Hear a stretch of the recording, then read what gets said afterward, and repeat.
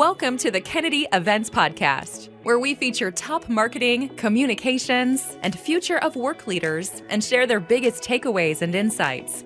We love these conversations and hope you will too. Let's get started.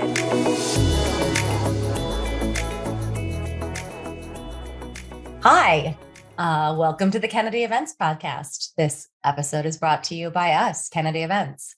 We create stress-free conferences and events, providing expert management and design for all your corporate event needs, from hybrid to in-person and virtual events.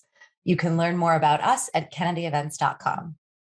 I am super excited to be talking today with Avital Ungar, the founder and owner of Avital Tours and Avital Virtual, a culinary experience company hosting in-person and virtual events for corporate team building, sales teams, entertaining clients, and conferences. Avital has been leading artisan food and wine tours for the last 10 years and has collected an impressive list of accolades. She's served as a judge at the International Chocolate Salon, the Best of the West Rib Competition, the Good Food Awards, and has been featured on CNN, the Travel Channel, Travel and Leisure, and more. And now, my world famous podcast. Hi, Avital. Hi, how are you, Paige? I'm good. That's an impressive set of accolades. I'm super curious. You and I know each other pretty well and I've learned a lot about you and your business over the years, but I actually don't know how you got started and where the idea came from.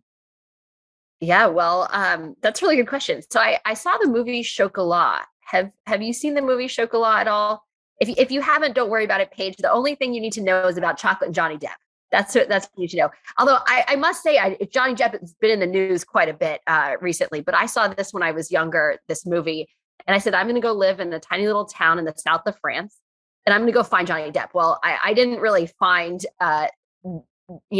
him or love in the same way. I fell in love with the food. I just started eating my way through the countryside and through the different towns of France and drinking wine at 3 p.m. So I went on to become, a certified wine sommelier. And then I actually ended up living in China. I bought a one-way trip to China to work there. And really, as I was sort of, when I came back to my hometown in San Francisco, I loved eating, but I also felt like, you have so much curiosity when you travel. There's so much, and also when you're living abroad, when I was living in France and China, and, I wanted to bring those stories from travels and feel like I was a traveler in my own hometown. And so I said, well, I love food. I love drink. My friends are all hanging out with the chefs in the Mission District, and nobody's sort of telling their stories for locals. And why not? I want to feel like that traveler and that curiosity in my own city. And so that's really how Avital Tours was born 11 years ago, was with this idea of bringing that the stories of the chef, restaurant owners to people in their own city. And then I realized that it would also be beneficial to travelers. And because we were working with some of the best restaurants in the city, in San Francisco, it ended up becoming really popular for corporate team building. And so actually that was my first client, was a law firm that was entertaining their summer associates with us. Oh, so they were entertaining their summer associates. And were you at the time, how much awareness did you have of that sort of entertainment component or team building component as a business opportunity? Well, let's be real. I was 25 years old when I started the company. You were like, this is a thing. This is a thing. People do this. I was 25 years old, and I wanted to lead tours. I wanted to be, the provider.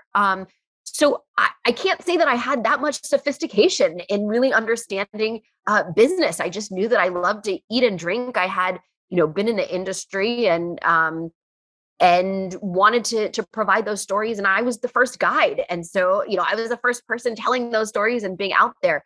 So I can't say that it was quite as intentional as you might be able to imagine, of saying, hey, I'm, going to start this business and corporate team building is going to take off. But we did really find that, the business model really worked for our corporate clients. And so we did end up getting more and more through word of mouth really at the beginning.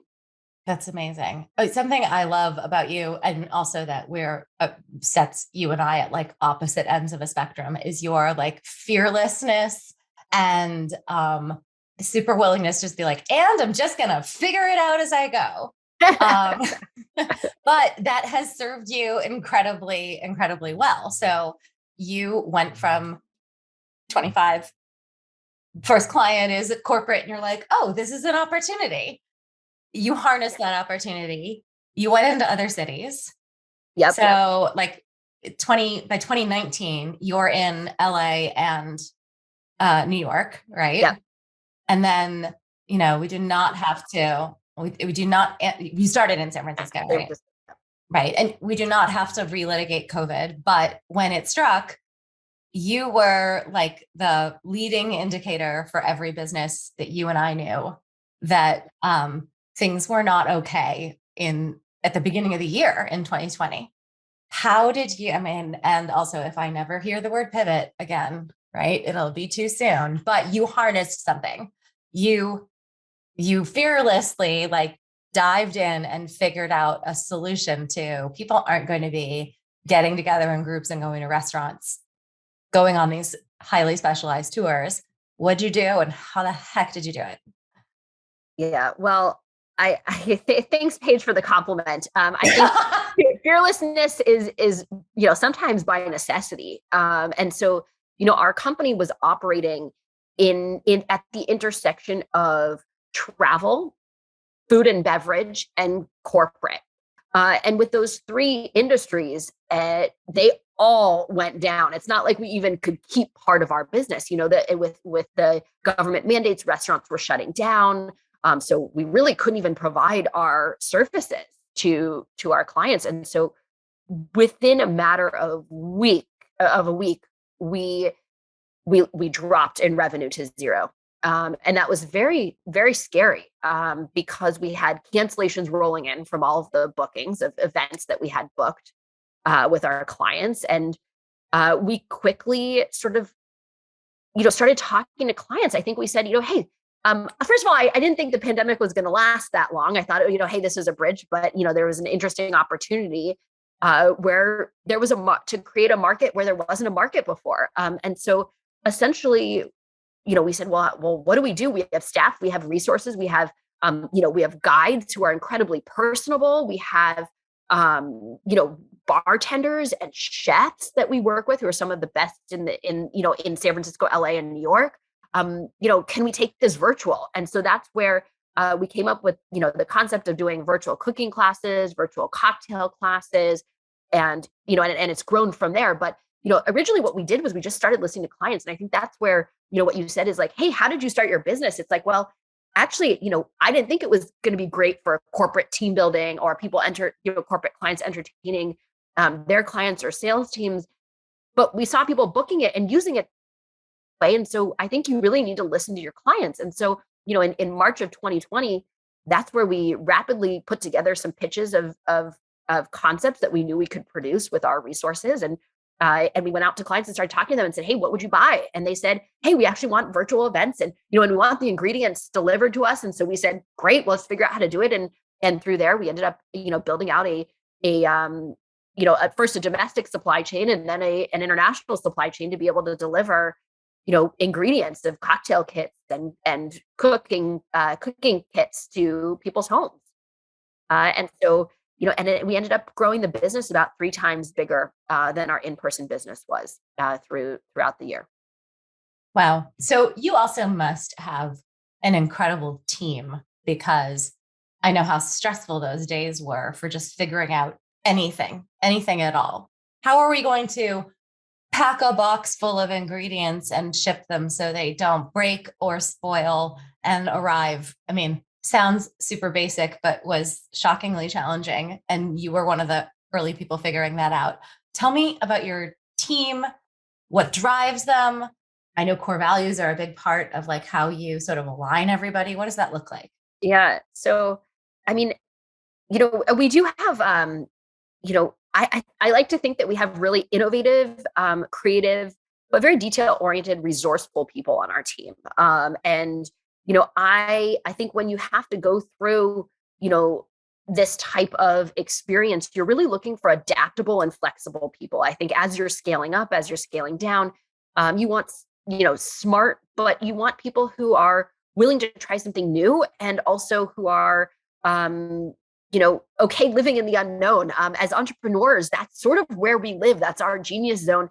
But that doesn't mean that you always have employees who are okay with that, right? Like a lot of employees want the structure. They want, very, they want to know what they're doing every day. And that wasn't something that we could provide at that moment in time, right? And so I like to think about, there's different times based on the scale of my business where, you have specialists versus generalists. And so when we're thinking about building our team, in those moments, we were very much focused on, having generalists who were adaptable and flexible and could wear multiple hats and jump in. And then when we're, as we were growing and scaling, we really focused on having specialists on our team. But through it all, I think the most important part of that is having core values, is making sure that your team jives. And so for us, it's incredibly important that, when we were thinking about even having to hire more bartenders, it's like, one of our core values is embrace quirky. It's like, we want to make sure that we're fun and interesting and they're people that you want to talk to. We don't want to be boring. We're in the events industry, right? Like we want to have fun and engage with people, especially our clients and our guests who are showing up to have a good time and to create connection. And I think that's really what, our mission statement as a company is to deepen human connection through food and drink and interactive food and drink. And so it's really about like creating that connection and that interaction between people. And you want great facilitators and you want great hosts and you want great team members to be able to deepen that connection together with you and to facilitate that. And so, that mission statement is what drives me every day, but it also is what drives our team, right? That they're really thinking about internally, how do we build awesome experiences, which is another one of our core values, both internally and externally. How do you, what's the word I was going to look like? How do you screen for that? How do you know when you've got a new team member or a new candidate for a position who fits the mold of, who doesn't fit the mold because you're looking for something unique, but who fits the Avital mold, Avital values? Yeah, I have some fun interview questions. I'll say the first iteration of when I hired tour guides back in the day, 11 years ago when I was hiring, the prompt to apply was send me a 2-minute video giving me a tour of your refrigerator. And why would I do that? And this was 11 years ago. This wasn't quite as standard, right? Now you see that with auditions, and now we're, much more used to a virtual world. But back then, 11 years ago, I wanted to see people's storytelling. I wanted to see the way in which they interacted, the way in which the passion in their voice and their excitement for food and beverage, which is really, sort of the position that we were hiring for that. I think now, I interview solely on core values. I think skills can be taught and learned. And, obviously we still want expertise coming in. But with that, I think, we know that people can improve. So, and grow as people and grow their skill set. But what you can't change is who they are as a person and their core values. And so I do a whole interview, which is a core value interview, essentially. And one of my questions, can I tell you one of my favorite questions? Yeah, well, because that one was already good. So now I really want to know. So, yeah. I'll go back to that core value of embrace quirky. One of the, I like to say the exercise, the games that we like to play with our guests we call it the embrace quirky game. Essentially, we give you a blank card that we ask you to write something quirky about yourself that you think nobody else in the room knows. And you're going to give that card back to me anonymously. So I've had people write on it, everything from, I like to wear socks in the shower to, my grandmother was a hairdresser to the Queen of England, or, I was once on a hijacked plane in 1979, and so people write, crazy, quirky things about themselves that they think nobody else knows. And so we play this game on our experiences, and it immediately creates deep connection. And the reason it creates deep connection is because, how often are you sitting next to somebody and you're like, oh, how's the kids? How's the house? Where have you traveled recently? And, how deep do you really get? Or you're not going to just ask Here's people, a fun random about thing. like the most random thing they've ever done in their life, right? And you really are trying to get these like conversations, and it creates this whole storytelling and connection between people. And it's dead simple. It's really a dead simple game, but it works every time. And so this interview question, I essentially ask them in the interview, I say, if I gave you that card, what would you write? Mm-hmm. So Paige. All right. I'll give you mine. This is like off the What would cuff. you write? I can't wink.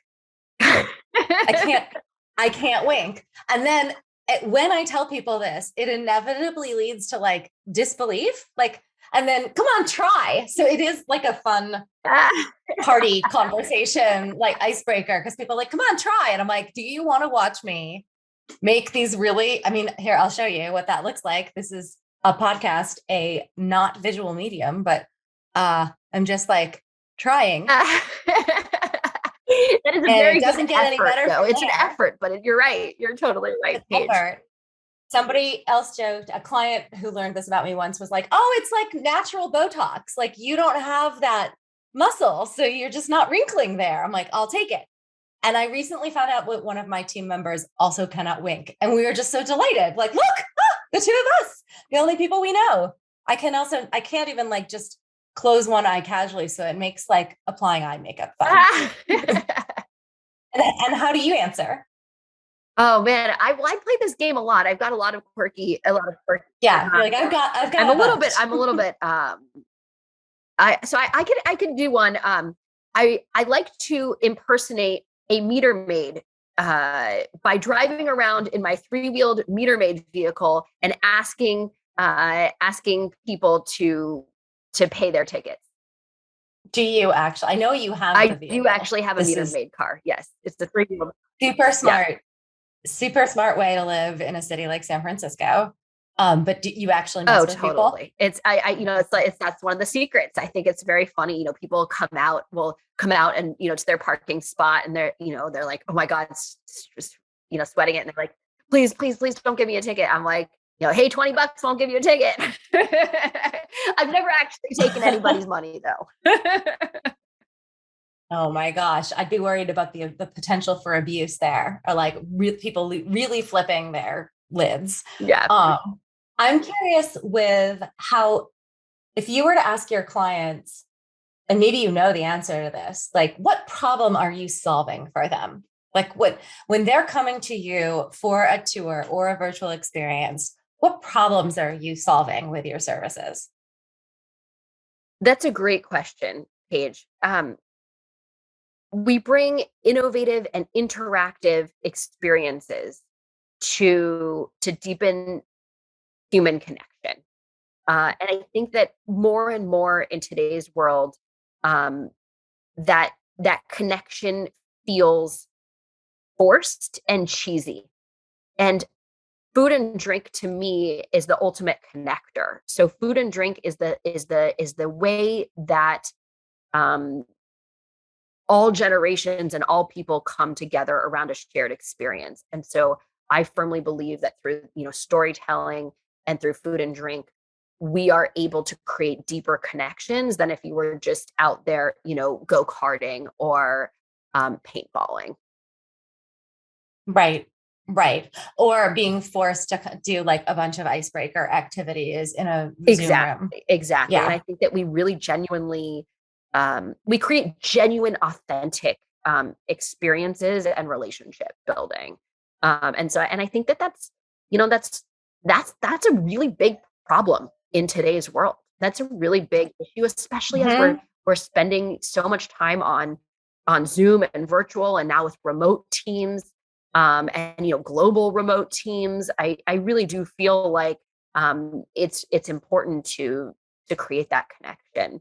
And with social media, we're even further and further away from each other. I also suspect that all of the things that you're describing that come really naturally to you, the quirkiness, the warmth, the performative quality is like the 2-minute tour of your refrigerator. Those come natural to you and the talented folks on your team, but they don't come at all naturally to the people who are choosing to come to you for those services.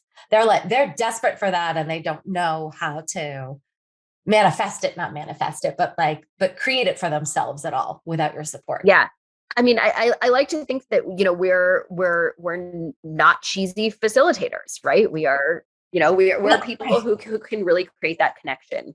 And I think that connection is more important than ever before. Yeah. Tell me about a client or a project that's been a dream for you. That's a very hard question.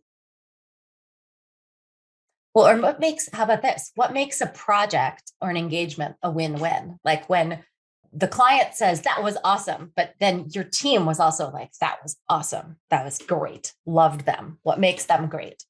So I'll be honest with you, Paige. We are really, really good at building experiences. But we are very creative and have a very specific vision for of that experience. And we run that experience quite a lot, right? So when I build a 4-course progressive meal with, going from appetizer to entree to dessert, I work with the best restaurants in the neighborhood. So clients who typically come to us and say, hey, I want you to do this or that other restaurant or something else, don't tend to necessarily be the best clients when they micromanage us. And the reason I say that is because we've tried those restaurants and we do it a lot and we're experts in what we do. And so I tend to find that, amazing clients are people who trust us, that we have done this before and we're really able to do a great job. And that's because, when we're not an event planner. I'm not a bespoke wedding, a bespoke company. Like we're doing very specific experiences. For example, we'll do flavor tripping or a water tasting, we'll do very creative experiences, but we have very specially curated that experience. And so we tend to find clients who love us for repeatable experiences, for experiences that can scale, that we can do many, many times for them as well. So that's why, entertaining clients. So if we're doing a, virtual mixology, we do have, pre-curated cocktails. So we do like our clients come to us and say, oh, wow, like you have really tested that cocktail and it is phenomenal, that cocktail. Whereas if somebody says, oh, we'd really like to, swap out the lemon for the lime, I might say to them, hey, I really recommend that lemon instead of the lime. Yep. Yeah. I love that you guys come in with such a very strong perspective on what will and will not work. And I imagine that the clients who you value the most are the ones who fully put their trust in you. And the advantage is like, you've more than kicked the tires on any experience that you're creating. Absolutely. And it's been tried, it's been tested. We know what works. We like that trust and it allows us to, and so that's why, a great client is sort of the one who actually just like says, hey, you take care of that. We have easy payment options, flexible payments. We have basically made it a seamless booking process so that you can just hand it over to us and not have to worry about any of the details.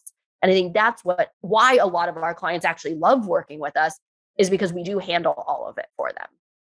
Wow. So in all of the experiences that you've created, what's like the craziest things you guys have done? Oh, wow. I did an experience. The theme was "You art what you eat," and it was all about different art historical movements, but representing them through food. So, for example, we had abstract expressionism. If do you know that Jackson Pollock? So Jackson Pollock, sure. He sprays his paint on his canvas, and it's very visual. And so we did that with donuts. We actually had glazes and we actually had we had unglazed donuts, and we had people Jackson Pollocking their donuts, and I want like all the donuts on the wall with like throwing paint at them. So we had that, was one of the interactive activities that we did. We also had edible balloons where you pop the balloon and then it created a chocolate bowl. And then we had you for performance art, you were bicycle pedaling your own ice cream and then scooping the ice cream into the bowl that you had just popped. So we've done some like really fun, actually here's a funny one, if you think of the concept, minimalism, we serve them Soylent. Oh, God. Okay, so I have not tasted Soylent. Is Soylent one of those things you like wouldn't wish on your worst enemy? Like, I hope nobody from Soylent's listening to this, but no, I actually think there's definitely a market for it. I'm probably not that person, but there's definitely you art what you eat minimalist experience. Yeah. Yep. Nice. That's a good. I love it. Do you have in whether it's in a project or your life or the trajectory your company's been on, a moment you're proudest of? Moment I'm proudest of. Well, I'd have to say, if I go think back years and years and years, our company has really evolved. But there was a moment when I first started the company, where I had an 80-year-old man who came on a progressive meal, a food tour with us, and he had his first oyster. And I have to say that, if I had to think back, to me, it's somebody trusted us to try something new. And I think that we can, change lives through that. And so I think that, to me, it's about trying something new, whether you like it or not, is not actually the most important part, whether he liked the oyster or not. But I do remember that moment. It just sort of sticks with me a little bit, where you shifting people's perspectives, where something that they thought they might not like or never try, that they are willing, that you've created a safe space for them to try something new. I think there's something really sweet and vulnerable and like special about that moment that you were there for somebody having a first time special experience. Yeah, absolutely. That's really cool. To create that experience, and that connection between them and the rest of the people who were in their group with them. They, it's like, oh, we all did this and we were there for that moment. We tried it all together. That's really cool. So I really, really like that a lot. As you like, I imagine that in your world, it's like you're having to constantly create, even though I know that you're like creating and then replicating. And to kind of come back to something I said about your fearlessness, I think your fearlessness requires a lot of comfort with, being cool with what you don't know, and then just getting curious and asking a lot of questions. So what are some things that you're curious about right now? And what are some things you're trying to learn? Yeah, well, so, during the pandemic, I actually had a baby. I was pregnant. I had thought that something was a joke, which wasn't a joke. And I started going and researching it deeply and more deeply and more deeply. And then I just became obsessed with this concept. And I'm about to tell you.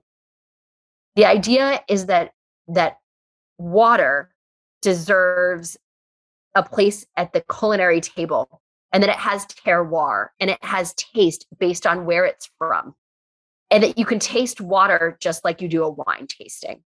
So I went and became a certified water sommelier. That is an actual thing, but I genuinely was just so curious about the fact that water was tasting different, and why does water taste different? What if it's and that water can come out of the spring in Spain, salty and sparkling at the same time. And like, I had no idea that water could be like, it's not all just like adding bubbles into water that makes it sparkling. There are naturally sparkling waters. And I just got so excited and interested by it. And so that was something that was curiosity. And I think it's actually a larger part of a larger trend that I'm seeing even in the food and beverage industry, which is inclusivity. So I think that, we do, virtual cocktail classes, and we do also hands-on happy hours in person in all of our cities, at different bars and restaurants.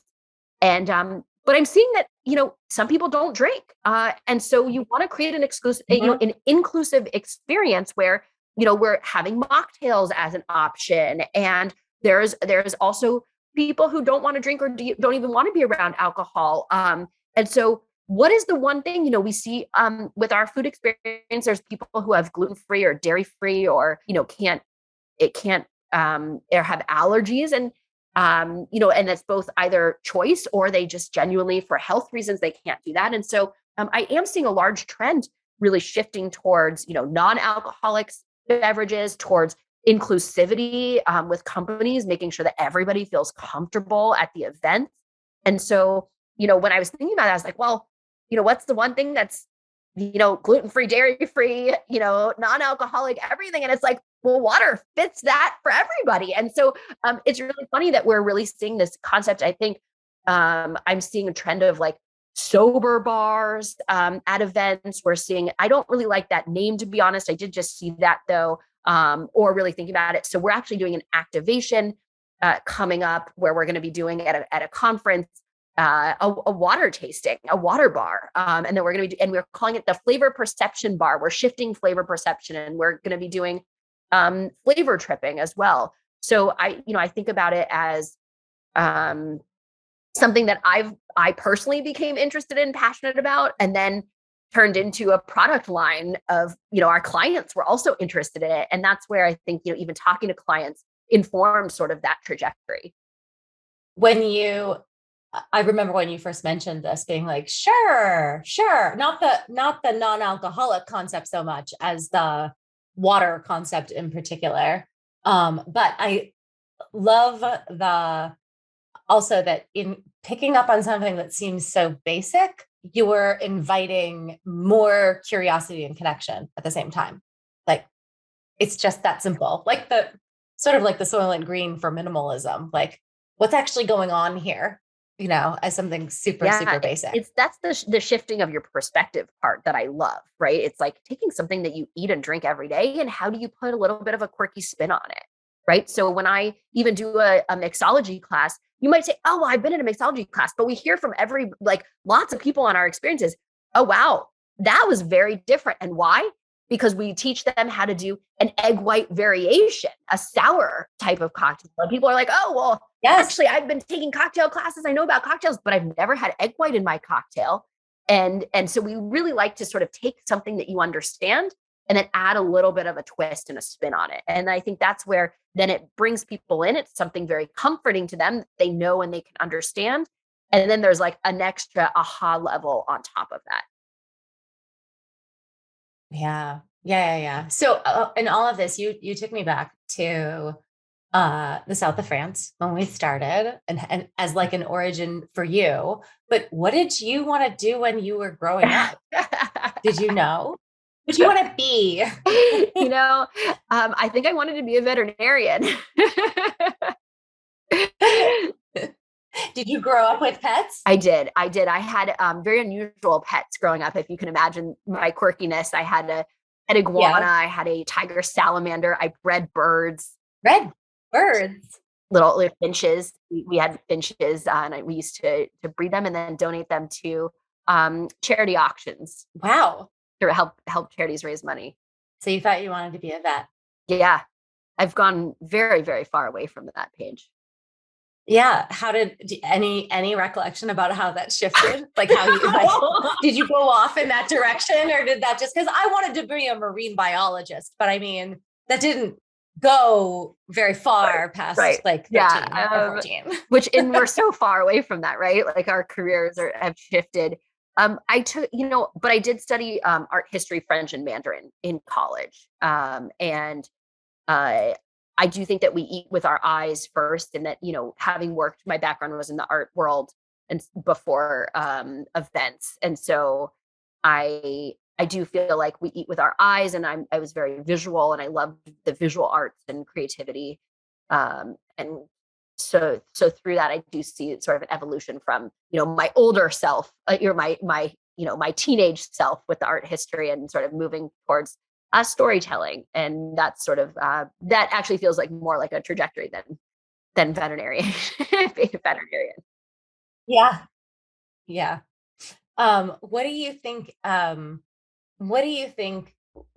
things may look like in the future for events? I mean, like you have such a creative mind, and you're coming up with such creative concepts.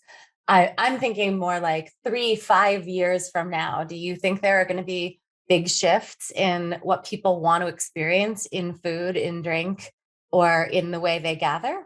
Yeah, well, I'm already seeing us move in that direction. I think that it's, what we're really seeing is the shift from being a spectator to a participator. So really people wanting to be part of the experience. One of my hobbies and passions, on the side is, as I'm an indie game storytelling game designer. So I design LARPs, live action role plays. So I love the idea of like casting people in roles, and it's improv without an audience. And so I think that there's a lot of ways that the events industry can evolve. And I love to see, taking, that concept and applying it to the food and beverage industry. And I do see that it's starting to happen. And we're definitely a big part of that, specifically, where our events are really hands-on. We now have, our hands-on meals that we're building in restaurants where, if you went to the restaurant, you would dine at the restaurant, but if you come with us, you're actually going to get to make your own cocktail or make your own beverage. And we're really thinking about, how to integrate, you into the experience, not just having the experience happen to you. Do you think your clients, attendees have really come in with really high expectations for the restaurants and the food experiences they're going to have? Or do they come in with an open mind and you're taking them to a new level? Well, I'm not sure everybody even knows what they're getting into when they come with us, right? Typically we do work with, one person on a team, or the event planner who is sort of, working alongside with us, or trusting us, to build that experience for them. And so I imagine that their attendees and the guests probably don't know as much of what they're walking themselves into. And so, but I like to create that wow experience. So I find that, I work with incredibly, quality restaurants, and focus on that quality because that's important to us. But I think creating those moments and those experiences are really what people are going to walk away with. So it's sort of that connection, or that like moment of, hey, I just learned that Paige can't wink, and like, that was cool. I can take that back and build a relationship with Paige over that. So, I don't necessarily, I don't know. Yeah. Yeah. No, I get it. I actually think if I were you or the organizer, I would prefer the folks who are like, I don't know what I'm doing tonight. I'm just, but take me somewhere. Yeah, absolutely. Like I want them to, to trust us, but, to come in with, I don't want to say low expectations, but open mind and open expectations. Because, if you come into my experience and you're like, I can't believe I'm doing a water tasting, that's sort of hard to have that change. But if, you come in, you're like, that's really interesting. Like, let me learn more about this, but I think that I'm most successful. And, when I can see that somebody coming in and they're like, totally like, this is not a real thing. And then they come out of it being like, wow, I had no idea about this. And so, it's really shifting and changing that mindset through the experience could also be very powerful. Although I do like them to come in, starting from the beginning with open mind.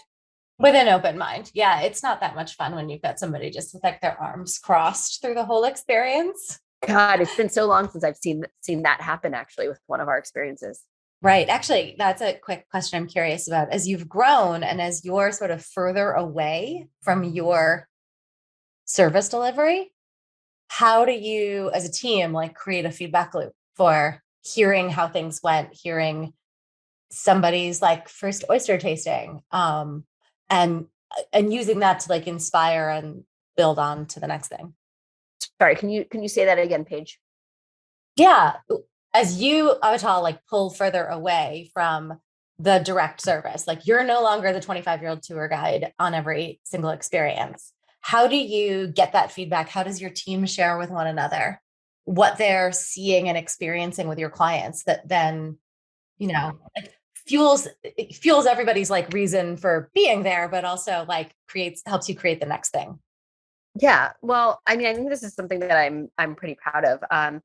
Is, we do ask our guests and also our organizers. So both the booker and the people who are attending the experience who might not have booked it, a series of questions. We do have this survey after all of our experiences. And we track our NPS, our Net Promoter Score. And last year it was higher than Netflix and Apple. And so we were very proud. We're like, okay, brands that people love, we felt like, although actually maybe Netflix and Apple aren't the best examples, but we did have a really high NPS score, and that was something that we measured. And we asked for feedback. And then we're also just, constantly talking to people, asking, what they liked, what they didn't like, how we can improve. One of our core values is continuous improvement. So really focused on always building and always, creating based on what the clients want. I think, we listen to what their problems are. Hey, I need something that's inclusive for gluten-free, dairy-free people, or people who don't drink, and then we build something that solves that. So I think listening to your clients and then improving upon it and continuously growing. I love that. All right. Anything I didn't ask you about Avital, the person, or Avital, the businesses that you really want to share? No, I think, to me, I love that we can, create these connections in both small, intimate experiences and very large experiences. We've been able to serve conferences in addition to, intimate dinners. And so I think that's, to me, I think that, to be able to do that well is it's our mission statement. It's what I'm passionate about and why I do what I do. So I don't know. I don't have a great answer for you, Paige, but I do feel like, to be able to do it in both intimate and larger gatherings feels, special and important to me.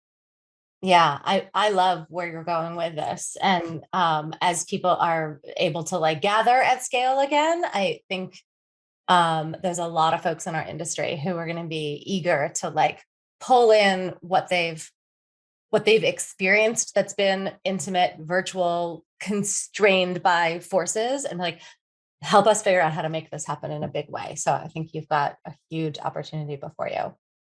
Amazing. Yeah. Thank you.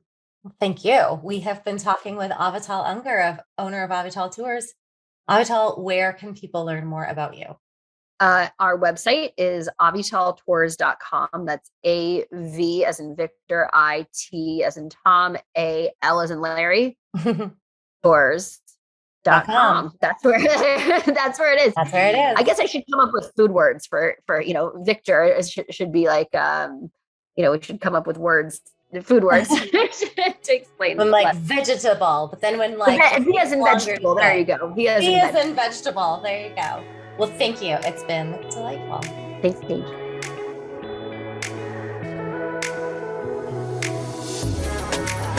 Thanks for listening to the Kennedy Events Podcast. Come back next time and be sure to click subscribe to get future episodes.